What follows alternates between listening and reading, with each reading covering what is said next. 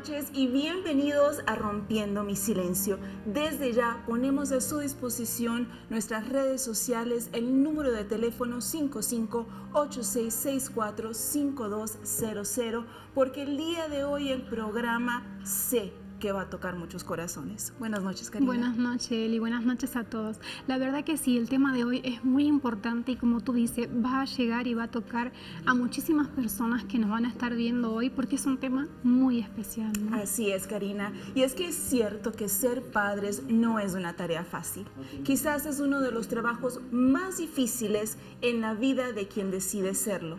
Es un trabajo de 24 horas, no hay vacaciones posibles, implica un compromiso y una atención continua, también se asume una gran responsabilidad y por supuesto no es tarea fácil, Karina. Claro que no, Eli. A veces dice, ser padre es algo simple, no es nada simple, ¿no? Es algo, como bien dices, no es una tarea fácil. Exactamente. No, todos los días lleva una complicación diferente, ¿no? Inesperada. No, ¿y qué pasa cuando los padres se encuentran en situaciones difíciles, ¿no? Cuando los padres se encuentran en una situación de que tienen que salir a trabajar, de que tienen que quizás no prestarle la atención adecuada a los hijos, quizás no estar ahí para prestar la atención debida, y empiezan a causar heridas en los hijos. Sí, lo hacen sin querer hacerlo, ¿no?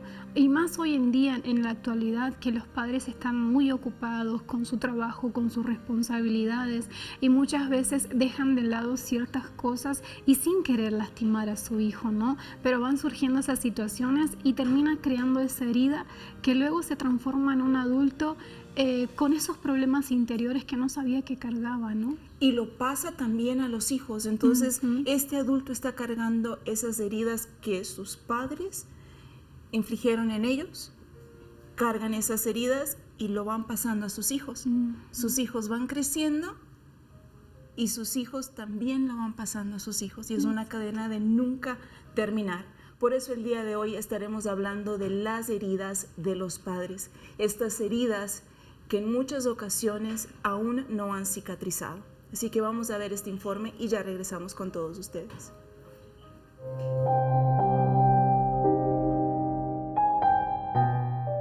Todos tenemos cicatrices emocionales a pesar de no ser evidentes. Es muy interesante ver cómo las heridas que persisten frente al paso del tiempo no son las físicas, ya que poco nos preocupa la cicatriz en la rodilla de cuando nos caímos de la bicicleta, pero tenemos muy presente esa palabra de nuestra madre o padre que dolió profundamente en nuestro corazón y que sigue doliendo a pesar del tiempo transcurrido. Estas son conocidas como heridas emocionales. Son sutiles e invisibles, pero dejan una marca interna que perdura hasta la edad adulta. A pesar de que como padre se intente realizar el mejor trabajo en todos los aspectos de la crianza de los hijos, no siempre se cometen errores de manera consciente. Un niño humillado por sus padres crecerá con una terrible herida en su autoestima. Si las personas que más quiere y en las que más confía le reprochan constantemente aquello que no hace bien, su incapacidad para realizar ciertas cosas, sus errores o resaltan hasta el más mínimo defecto de esta, debilitando para siempre la confianza del individuo. La mayoría de los adultos que de niños no se sintieron queridos y aún más se sintieron abandonados por sus padres, en la edad adulta seguramente sentirán un vacío y una serie de miedos con los que tendrán que lidiar el resto de su vida. Las promesas no cumplidas a un niño lo hacen sentir defraudado y crecerá con la sensación de que no puede confiar en nadie. Se convertirá en un adulto terriblemente controlador, perfeccionista, será incapaz de delegar responsabilidades. Podemos ver estas heridas en distintos aspectos de nuestra vida. quizás aparecen en nuestras relaciones, en emociones que nos es difícil controlar o en los pensamientos que tenemos sobre nosotros mismos. Es importante recordar que todos tenemos estas heridas. No tenemos que haber tenido una infancia sumamente dolorosa para que estén. Surgen a partir de cualquier experiencia difícil, porque tuvimos padres imperfectos y porque no hay manera de salir ilesos de nuestros primeros años de vida.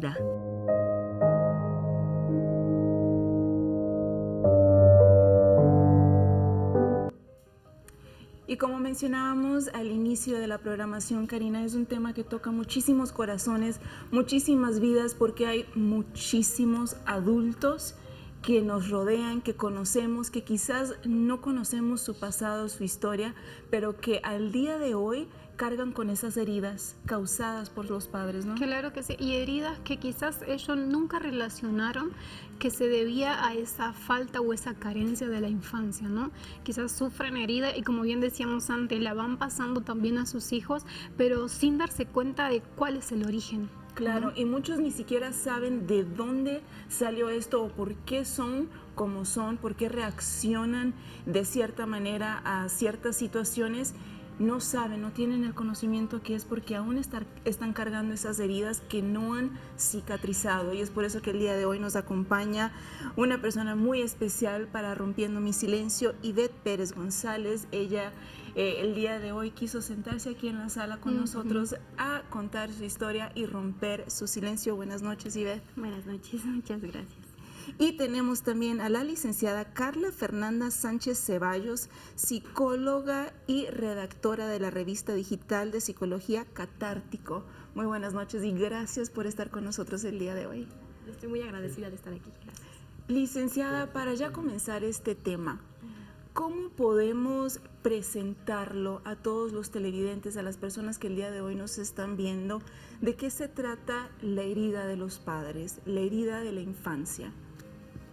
Sí, pues bueno, para entender este tema de la herida de los padres, la herida de la infancia, hay que entender a la familia como un contexto de aprendizaje. Cuando como infantes, ¿no? Como niñas y niños, nos desarrollamos en un contexto familiar específico, ¿cierto? Entonces nuestros padres y madres empiezan a interactuar con nosotras y nosotros cuando somos niños y niñas, ¿no? Entonces ahí empieza un proceso de intercambio, de decir, como ¿qué aprendo, ¿no? De lo que observo a través de mis padres, ¿no? A través de a través de mi madre, ¿no? Muchas veces se nos olvida que al criar, este proceso de crianza es un proceso de aprendizaje para los niños y para las niñas, ¿no? Especialmente en cómo se relacionan con sus emociones, con sus pensamientos, con todos esos procesos internos y privados que suceden a lo largo de nuestro desarrollo. Entonces, cuando suceden estas heridas es porque hubo algún tipo de aprendizaje por parte de papá o mamá, ¿no? Que me comunicaron que a lo mejor sentir lo que yo estaba sintiendo está mal, ¿no? Pensar como pienso también está mal, y por tanto voy a tener a lo mejor respuestas, ¿no? Este aprendizaje me va a llevar a conducirme por la vida desde una relación un poco conflictiva con lo que estoy sintiendo, ¿no? Y por tanto mi comportamiento pues puede que no resulte del todo funcional o me acerque, ¿no? A ese adulto o esa adulta que quiero ser. Bien, ¿cuáles son algunos de esos efectos? Porque sabemos que las enseñanzas van forjando el carácter de un niño, pero ¿cuáles son esos efectos de esas heridas? Que en vez de ser enseñanzas son heridas. Cuando hablamos de heridas podemos pensar, por ejemplo, en el abandono emocional, ¿no? En el abuso emocional que sucede en esta interacción con papá y mamá. ¿Y cómo se ve eso en una persona adulta, ¿no? Ahí empieza esto que les comentaba, ¿no? El relacionarse con tus procesos internos, ¿no? Como cómo tú sientes lo que tienes que sentir, ¿no? Por ejemplo, la aceptación de las emociones. Cuando hay un contexto de abuso emocional, por ejemplo, en la infancia, es muy complicado que una persona adulta, ¿no? Que vivió ese proceso de abuso, identifique, para empezar, ¿no? ¿Cómo me siento en esta situación, ¿no? Por ejemplo, con el enojo, el miedo o estos estados emocionales que suelen ser desagradables, la verdad. Hay una especie de rechazo hacia eso que estoy sintiendo, ¿no? Entonces opto por evitar aquello que siento cuando eso me genera más malestar, ¿no? Pareciera contradictorio que cuando siento cierto malestar, ¿no? Lo que hay que hacer es como buscar opciones que me hagan como sentir mejor, ¿no? Y eso es rechazar un poco el malestar que estoy sintiendo en vez de aceptarlo, ¿no? Decir, bueno, ok, tengo permiso de sentirme triste, tengo permiso de sentirme frustrado, enojado o lo que sea que esté sintiendo, y en cambio opto por estas respuestas, ¿no? Como de evitar. ¿Y cómo se puede ver una respuesta de evitación? Bueno, distrayéndome, ¿no? Por ejemplo, con más trabajo, ¿no? O desatendiéndome incluso a nivel personal, ¿no? Este autocuidado, o sea, sentir lo que sentimos es parte de autocuidado, ¿no? Entonces, cuando no nos damos esa oportunidad de aceptar las emociones, pues puede que nuestras conductas nos lleven por comportamientos que no puedan acercarnos tal vez a la vida valiosa que queremos como adultos y como adultas. Y es que cuando uno es niño, ¿cómo poder discernir y cómo poder separar de esto es bueno, esto es malo, siento esto, siento aquello? ¿No? Es algo súper difícil para un niño, creo yo. Estaba pensando también, ¿esta herida de los padres puede reflejarse también en algún niño que crezca sin la figura paterna o la figura materna, o es solamente lo que aprende de niño? Sí, obviamente cuando hay ausencias, ¿no? A nivel de figuras paternas, ¿no? O figuras parentales, pues por supuesto que eso genera un impacto en el menor, ¿no? O en la menor. Este efecto, ¿no? De sentir la ausencia de mamá o papá, pues tendría que a lo mejor compensarse con un trabajo en conjunto, ¿no? A pesar de que mamá y papá puedan estar separados, ¿no? O esta figura realmente no estuvo presente, de alguna forma va a impactar a nivel emocional en la persona menor, ¿no? En el infante o en la niña, niño. Entonces, al hablar, ¿no? Como de este impacto, ¿no? De esta ausencia, decimos que pues sí, o sea, el desarrollo psicológico, el desarrollo emocional de este niño o niña cuando sea adulta o adulto, pues a lo mejor si no hubo ese reforzamiento, ¿no? Ese apego, ese vínculo, ¿no? Con sus figuras parentales en ese momento, pues a lo mejor va a crecer con aprendizajes de, pues tengo que reprimir lo que siento, ¿no? Tengo que evitar sentir malestar, porque a lo mejor sentir malestar es igual a sentirme sola, solo, ¿no? Y nos alejamos un poco de sentir como ese respaldo o esa ayuda por parte de quien nos acompaña en ese momento. Bien. Ivette, sabemos que estás aquí el día de hoy precisamente porque creciste con esas heridas, ¿no? Esas heridas que de alguna manera fueron por parte de tus padres, ¿no? De las personas que se suponía que tendrían que cuidarte, amarte, respetarte, enseñarte, crear en ti un carácter firme. Fue todo lo contrario. Exactamente. Y bueno, hoy viéndolo como en retrospectiva y escuchando lo que la licenciada comentaba, pues me doy cuenta que ellos también tenían cosas cargando del pasado, pero que en ese momento como niño tú no entiendes y que conforme vas creciendo te vas llenando como esa mochila que traes cargando con todas las cosas que vas viviendo sin tener las herramientas para saber manejarlas o sin tener como, sí, las herramientas necesarias para saber enfrentar las situaciones que pasas con esas marcas o esos estigmas que tienes, ¿no? De tu niñez. En mi caso, pues fue mucho más cercano con mi mamá el tema de recibir como esa violencia, tanto física como emocional, pero porque mi papá ejercía una violencia sobre ella. Entonces, siento hoy que mi mamá trataba como de desahogar su dolor o de demostrar lo que estaba pasando dentro de ella conmigo. En mi caso, bueno, mi familia son mis papás, mi hermana y yo. Yo le llevo 4 años a mi hermana. Yo nací con un problema de salud porque el embarazo de mi mamá fue complicado. Entonces ella en su embarazo y la maternidad, pues siento que no la disfrutó y tenía como una frustración. Entonces siempre estábamos en médicos, tratamientos, terapias, y cuando yo tengo 4 años nace mi hermana y también su embarazo es muy delicado. Entonces mi mamá me deja al cuidado de mi abuela. Desde allí yo ya empecé a sentir como esa distancia, por más que pues hoy yo pienso era una situación lógica por lo que su embarazo era tan delicado, pero para mí en ese momento era como pues mi mamá no me quiere, mi hermana, o sea, como que están dándole toda la atención ahora al bebé que van a hacer. Es más importante ella. Exactamente. Entonces, cuando yo, por más que vivíamos en la misma casa, yo salía con mi abuela, incluso iba con ella a trabajar, y cuando regresaba, pues mi mamá estaba durmiendo o se sentía mal, entonces era como no molestes a tu mamá, no la busques, no te acerques, y mi mamá era la misma situación, ¿no? Como el rechazo. Mi papá ya llegaba tarde, entonces toda la atención que yo tenía era por parte de mi abuela. Mi papá cierran la empresa donde él trabajaba, pues liquidan a todos los trabajadores y él se queda sin trabajo. Entonces le ofrecen un trabajo en otro estado y nos mudamos, pero solo nosotros 4. Mis abuelos se quedan acá, entonces para mí fue como separarme realmente de mi mamá porque pues la mayoría del tiempo yo vivía con mi abuela.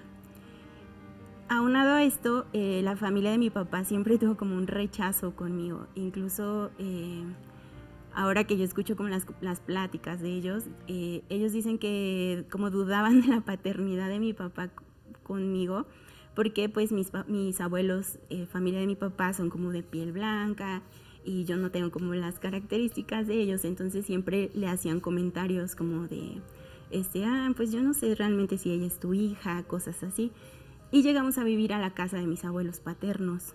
Entonces, ¿Y esos comentarios lo hacían delante de ti? Sí, claro. Y aparte la diferencia era muy evidente, ¿no? Pues con mi hermana y conmigo y con mis otros primos. Mi abuela, no sé, compraba cosas y cosas mínimas, un dulce, algo así, entonces les daba a todos y a mí no me daban. Entonces mi papá se iba a trabajar todo el día. El trabajo que le ofrecieron al final no lo obtuvo. Donde llegamos a vivir era una comunidad muy pequeña y él se tuvo que dedicar a la agricultura y a la ganadería, pero como un empleado. Entonces el trabajo que él tenía, el sueldo era muy poco. Mi mamá tuvo que acoplarse a vivir como en las circunstancias de una comunidad, a hacer tortillas, a moler el maíz, a cocinar en un fogón de leña, todo eso y que mi mamá no sabía. Entonces mi abuela la trataba muy mal. Yo me acuerdo que incluso mi abuela quitaba la comida que ella hacía porque decía que estaba mal hecha y se la daba de comer a los puercos. Entonces todo el día mi mamá, mi hermana y yo nos quedábamos sin comer. Y cuando llegaba mi papá a la casa, mi abuela le daba de comer a él y a nosotros no. Entonces siento que se fue haciendo como una olla de presión mi mamá. Después de esto, mi papá cayó en el alcoholismo, pero era una situación así tan fuerte que yo llegué a ver a mi papá convulsionando por una congestión alcohólica. Y no solo el hecho de verlo allí como en esas circunstancias, y él aparte gritándole a mi mamá cosas como muy hirientes y a mí también. Entonces para mí era como, pues yo cómo puedo reclamarle a mi mamá o buscar atención de ella si ella está viviendo sus propias situaciones. Y siento que desde muy pequeña me hice consciente de lo que pasaba a mi alrededor. Y fui como tratando de, siempre mi forma de pensar era no quiero molestar a nadie con mis problemas, ¿no? Entonces todo me lo guardaba. No tenía a alguien en quien refugiarme porque mi abuela pues estaba aquí en la Ciudad de México. Entonces como que toda mi infancia en ese momento, no sé, de los 4 años a los 6, fue como en esa, viendo todo eso, violencia sin atención de mi mamá y viendo como mucho el rechazo y la diferencia en cuanto a mi hermana, mis primos y yo. Fuiste creciendo de esta manera a tus escasos 6 años, tú dices como que fuiste madurando de golpe, ¿no? Fuiste obteniendo otra forma de ver la vida, ya viviendo con ese rechazo cuando a los 6 años una niña lo que vive es cariño, quiere jugar, quiere compartir con los amigos, con los primos, ¿no? Y ya notar desde los 6 años esa diferencia es algo muy fuerte, ¿no, licenciada? Sí, por supuesto. Y Beth comenta algo importante, ¿no? O sea, ella ya como adulta dice, ok, entiendo, ¿no? Ahora por lo que pasó mi mamá, ¿no? Como yo esperaba de niña a lo mejor recibir ese acompañamiento, ¿no? Esa enseñanza a aceptar y a vivir mis propias emociones, ¿no? Pero desde niña tú entendías, ¿no? Tenías esa conciencia de que algo malo sucedía en tu entorno, ¿no? Era un contexto de suma violencia, tú te sentías como pues muy vulnerable, ¿no? En ese momento y lo comprendías, pero a lo mejor como niña no hacías este razonamiento, ¿no? De Exacto. mi mamá estaba en una situación de suma violencia, ¿no? Y cómo yo podría esperar que a lo mejor yo recibir ese acompañamiento que tanto necesitaba, ¿no? Y ahí es un ejemplo muy claro de cómo se va desarrollando esta parte de la herida parental, ¿no? Desde el abuso emocional, desde como papá y mamá, ¿no? Cuando no aceptamos, ¿no? Nuestros propios estados, ¿no? De emociones desagradables, nuestro propio malestar, ¿no? Este rechazo hacia lo que sentimos, por ejemplo, estoy súper segura que tu mamá no tuvo en ningún momento intención de lastimarte, ¿no? Sin embargo, a lo mejor ella se sentía sumamente frustrada, sumamente triste y enojada, y en el rechazo de decir, no me quiero sentir ni enojada, no quiero sentir esto que estoy sintiendo, ¿qué hago? Pues golpeo, ¿no? Y tristemente, pues fue dirigido hacia ti ese maltrato, ¿no? Y la consecuencia, ¿cuál fue? Como, resuelvo yo sola, ¿no? Resuelvo yo sola lo que yo siento, ¿no? Lo que yo vivo, y ahí hay una ruptura en ese contexto de aprendizaje, en decir, ok, me siento acompañada, ¿no? A vivir mis procesos emocionales, mi desarrollo emocional, social y demás, acompañada, ¿no? De mis dos figuras parentales, ¿no? Pero en este caso, en este tipo de contextos, pues sucede lo contrario, ¿no? Aprendes que sentir está mal, ¿no? Que hay que guardarse, ¿no? Las emociones, hay que guardarse todo lo que nos sucede, y crecemos como adultas, ¿no? Con estas ideas, con este aprendizaje de nuestras propias experiencias internas, ¿no? También es un momento donde la persona como que se retrae y se llama a la soledad, ¿no? Y empieza a crecer solo porque dice, bueno, entiendo que ella está pasando, como dice Ivette, ¿no? Entiendo que mi mamá está pasando por una situación difícil, entiendo que mi papá perdió el trabajo, entiendo que estamos viviendo aquí de arrimados, entiendo, entonces me retraigo y empiezo a vivir en soledad. Y es la situación de muchas personas también allá afuera, ¿no? Que optan por vivir en soledad. Muchos se rebelan y vuelcan su vida a vicios, a cualquier clase de cosas, ¿no? Pero hay muchos que se llaman a la soledad. Exacto, pueden pasar ambas cosas, ¿no? O sea, cuando caemos justo en estas conductas a lo mejor de vicios, ¿no? De adicciones incluso, ¿no? Es propiamente consecuencia, ¿no? De un entorno en el que aprendí que sentir malestar está mal y tengo que hacer todo lo posible por quitármelo, ¿no? Y en esta lucha constante con nuestro sufrimiento hay más sufrimiento, ¿no? Porque realmente no es recomendable pelearnos con ese malestar que podamos estar sintiendo, ¿no? Controlar lo que queremos sentir, ese control suele ser problemático, ¿no? Porque nos aleja a lo mejor de la vida valiosa que queremos vivir, ¿no? Creo que nadie quiere vivir en soledad, ¿no? O vivir retrayéndose de personas que son importantes, ¿no? Incluso de una misma, ¿no? O sea, separarse a lo mejor de lo que necesito, de lo que estoy sintiendo, de lo que estoy pensando en este momento, ¿no? Entonces, todo eso deriva, ¿no? Justamente de contextos que llevan este aprendizaje familiar complicado, ¿no? Alguien que sufrió mucho esta situación fue Janet McCurdy, una actriz muy conocida de iCarly, que incluso hizo un libro, ¿no? I'm glad my mother died, o sea, estoy feliz de que mi madre haya muerto, y ese título causó mucho shock entre la comunidad, y vamos a ver por qué.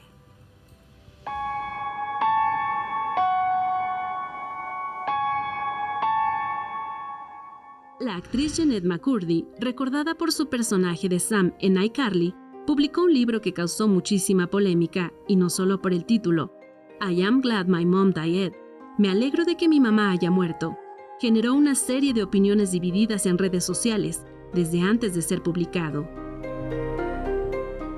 A una edad temprana, Janet fue víctima de un trato cruel y abusivo por parte de su progenitora.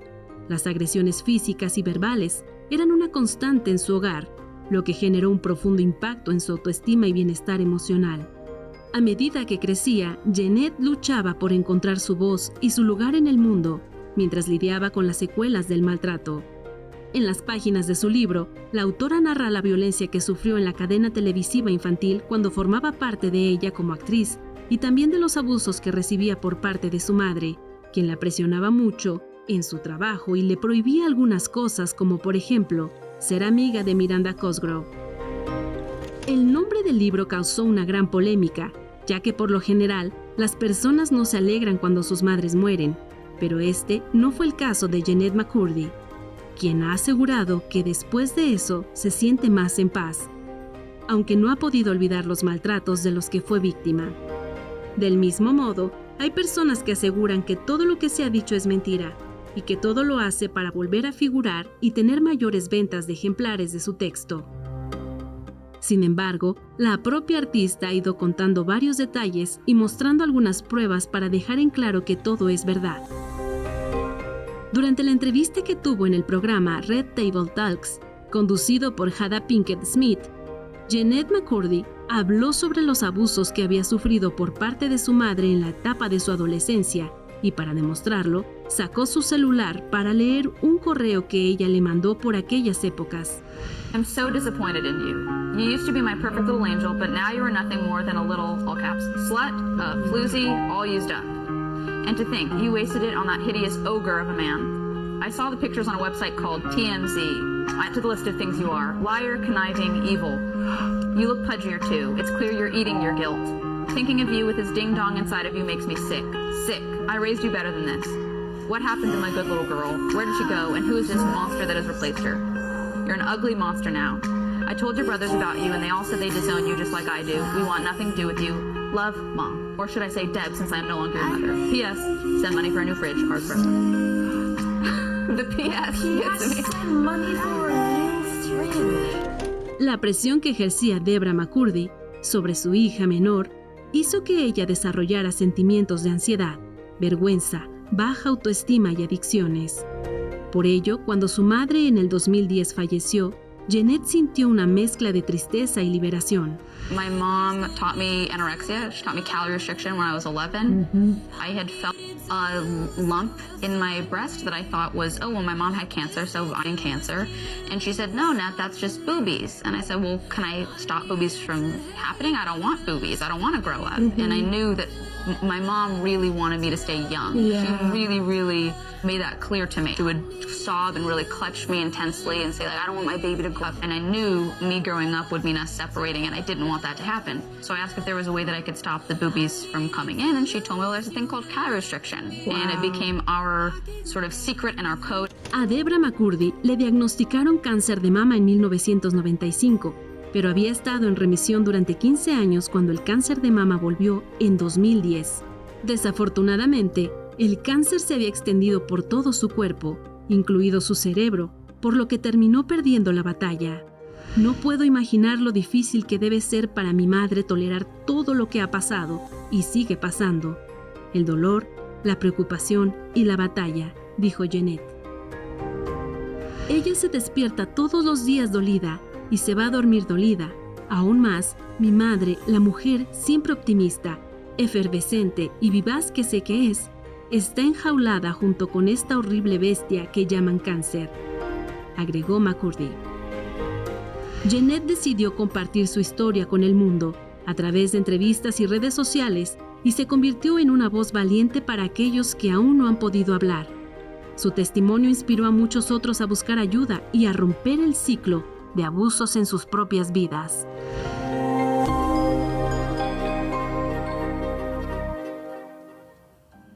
El título es muy fuerte, pero si abundamos un poquito en el tema, es como un alivio el hecho de que su madre ya no estuviera. Es lo que sintió, me imagino, a la hora de también escribir ese libro, ¿no? Como sentir que una carga que llevaba por mucho tiempo y quizás sola, como que esa carga haya salido de arriba de ella, ¿no? Y mucho se le juzgó, ¿no, licenciada Ivette? Mucho se le juzgó a ella por haber escrito el libro, por haberle puesto ese título, porque ella pudo haber escogido 1000 títulos más y ponerle un título de mi historia, mi vida, lo que pasé, lo que sufrí, pero le puso: estoy feliz de que mi madre haya muerto.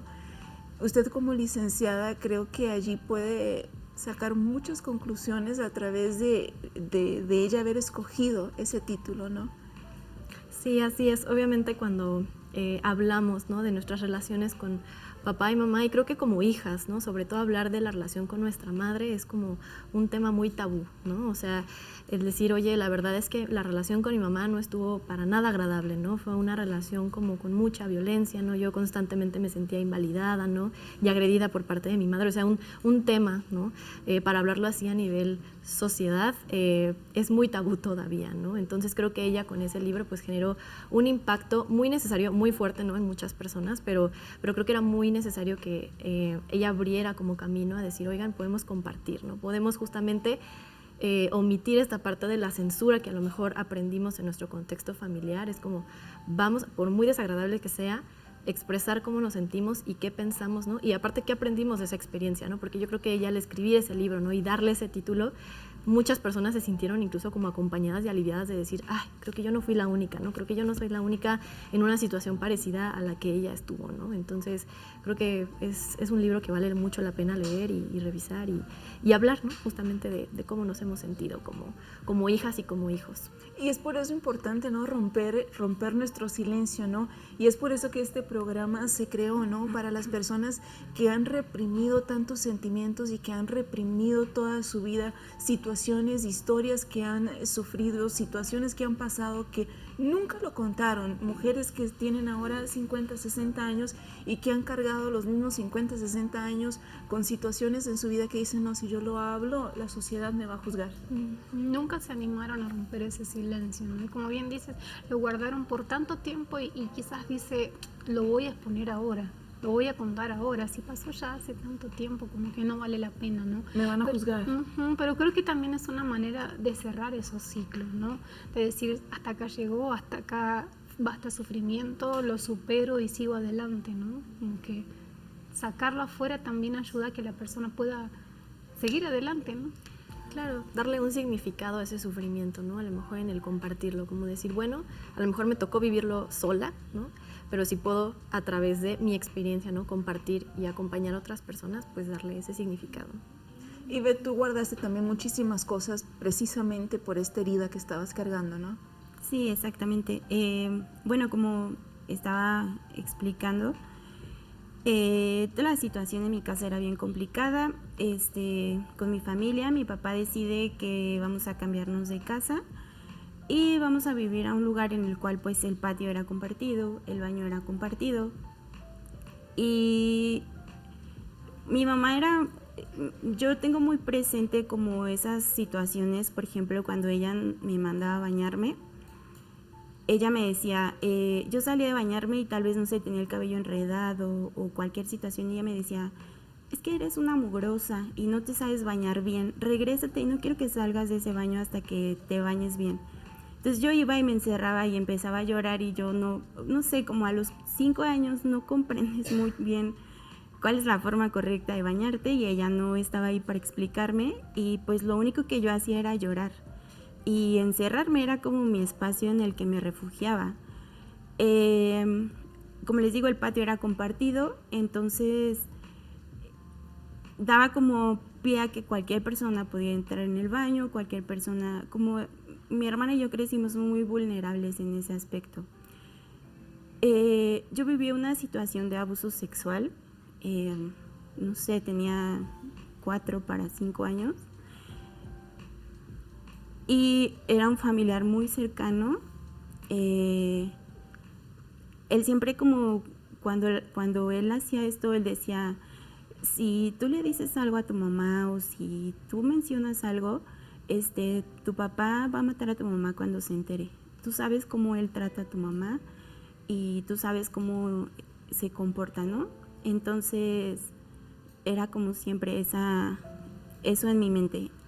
Aunado a esto, mi mamá decía que yo tenía un carácter muy feo y que yo era como insoportable. Mi mamá siempre usaba esa palabra conmigo. Entonces,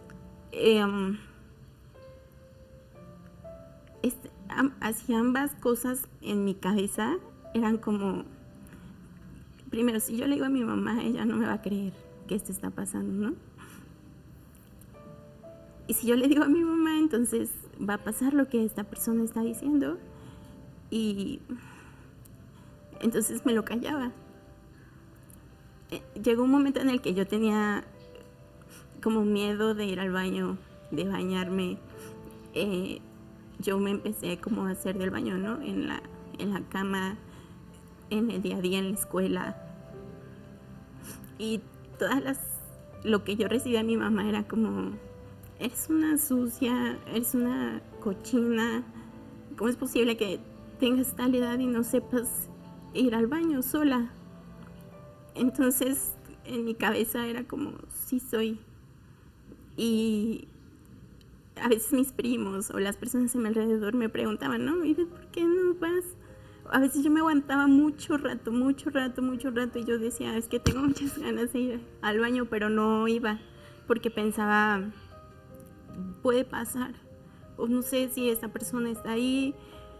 Entonces yo me retenía. Yo tuve un problema, una infección en vías urinarias por esta situación. Un familiar cercano habló con mi abuela materna por teléfono y ella le dijo, o sea, sus nietas, su hija están pasando una situación muy complicada. Si usted no viene a verlas o si usted no viene para ayudarlas, yo no sé qué vaya a pasar con ellas, ¿no? Porque era algo que todas las personas a nuestro alrededor se daban cuenta de lo que sucedía en nuestra casa.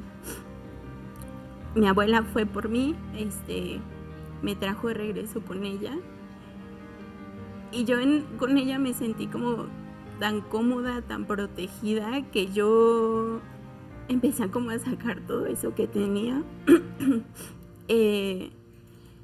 como a mi manera, ¿no? Me empecé a hacer como una niña muy berrinchuda, así me aferraba a muchas cosas. Si mi abuela no me daba algo de comer, yo lloraba, gritaba, no sé, era como mi forma de llamar la atención y de decir, algo me pasa, pero no sé cómo decirlo, no sé cómo hablarlo. Y estuve 2 años, 1 año y medio viviendo con mi abuela. Mi bisabuela fallece y mi abuelo cae en depresión, se va a vivir a otro país y mi abuela dijo, no te puedo llevar conmigo, vas a regresar a vivir con tus papás porque yo me voy a ir a vivir con tu abuelo. Y para mí fue no. Se cayó tu mundo De nuevo. ¿Cuántas personas no están viviendo la misma situación que vivió Ivette? Vivieron todo esto de una casa en otra, de un familiar en otro, sintiéndose desprotegidos, sintiéndose desvalidos, sintiéndose a su corta edad que la vida no valía nada. Este es su momento de llamarnos. Ponemos a su disposición nuestro número telefónico, el WhatsApp, las redes sociales. Así como Ivette el día de hoy está teniendo el valor de romper su silencio, contar su historia, mostrar de que se puede salir adelante aún con todas esas heridas. Usted también lo puede hacer, pero también debe romper su silencio. 5586645200. Vamos a una pausa y regresamos.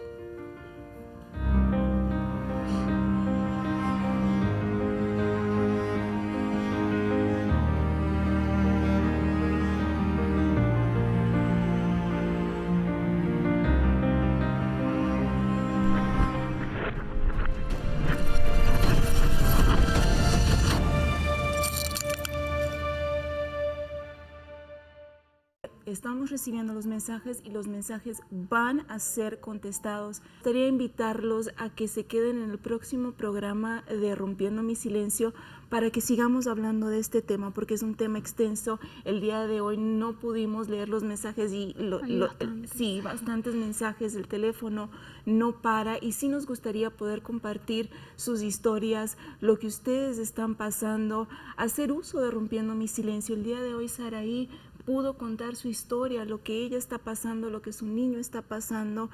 Ivette nos contó la mitad de su historia, porque obviamente yo no conozco tu vida, pero me estás contando tu vida de los 4, 5, 6 años.